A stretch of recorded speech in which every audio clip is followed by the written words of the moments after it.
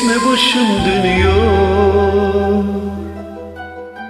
Hasretini verme baharın yerine. Öyle arada bir bakma için gidiyor. Gözyaşımı derme gülümün yerine.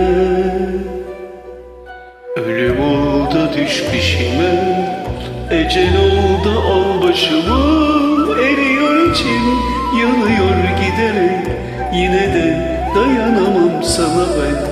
Ölüm oldu düş peşime, ecel oldu al başımı. Eriyor içim, yanıyor giderek, yine de dayanamam sana ben.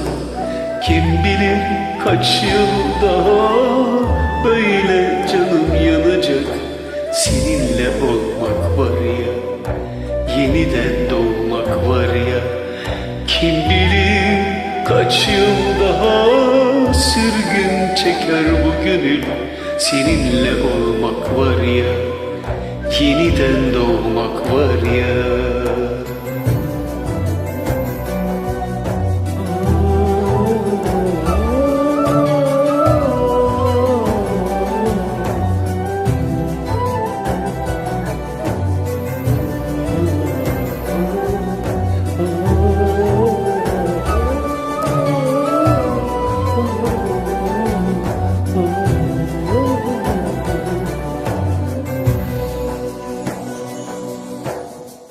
Öyle deli gibi esme başım dönüyor.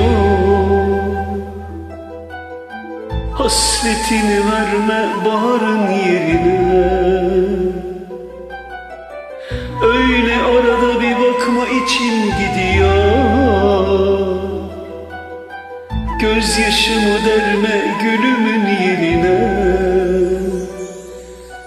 Ölüm oldu düş peşime, ecel oldu al başımı. Eriyor içim, yanıyor giderek, yine de dayanamam sana ben. Ölüm oldu düş peşime, ecel oldu al başımı. Eriyor içim, yanıyor giderek, yine de dayanamam sana ben. Kim bilir kaç yıl daha böyle canım yanacak. Seninle olmak var ya, yeniden doğmak var ya. Kim bilir kaç yıl daha sürgün çeker bu gönül. Seninle olmak var ya, yeniden doğmak var ya. Seninle olmak var ya, yeniden doğmak var ya. Seninle olmak